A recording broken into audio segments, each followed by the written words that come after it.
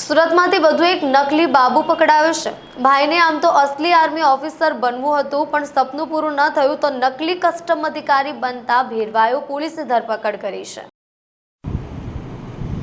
સુરત શહેરમાંથી વધુ એક નકલી અધિકારી ઝડપાયો છે। ક્રાઇમ બ્રાન્ચે વરાછા બોમ્બે માર્કેટ પાસેથી ઝડપી પાડ્યો છે। આરોપી પાસે એક બંદૂક, વર્દી, આઈ કાર્ડ અને સર્ટી કબજે કરાયા છે। પોલીસે આર્ટિકા કાર પણ કબજે કરી છે। કાર પર CSICનું બોર્ડ મારવામાં આવ્યું હતું। આરોપી હિમાંશુ રાય પોતે કસ્ટમ અધિકારીનો સ્વાંગ રચી રૂપિયા પડાવતો હતો। પોલીસ ઇન્સ્પેક્ટર કિરણ મોદીએ કહ્યું કે છેલ્લા 9 મહિનાથી સુરતમાં આરોપી ગાડીના આગળના ભાગે લાલ રંગની crime surveillance and intelligence counselling વાળી પ્લેટ લગાડી પોતાની પાસે રહેલી એરગન અને બોગસ બનાવેલા તમામ ડોક્યુમેન્ટ્સ યુનિફોર્મ સાથે ફરી રહ્યો હતો।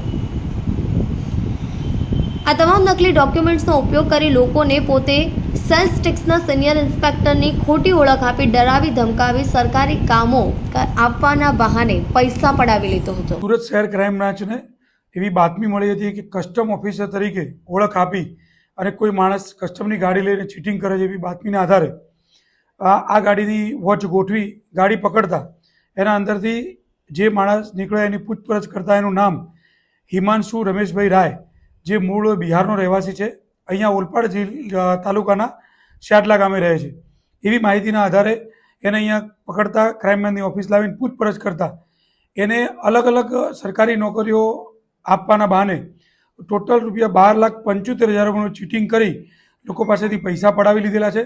અને એની ગાડી ચેક કરતા ગાડીમાંથી CSIC નામનું નંબર પ્લેટ, લાઇટર, કસ્ટમનું આઈ કાર્ડ તથા આર્મીનું જેકેટ વગેરે વસ્તુઓ મળી છે, જે મુદ્દામાલ કબજે કરી અને અઠવા પોલીસ સ્ટેશનમાં ગુનો દાખલ કરવા માટે આગળની તપાસ માટે સુપરત કરેલ છે।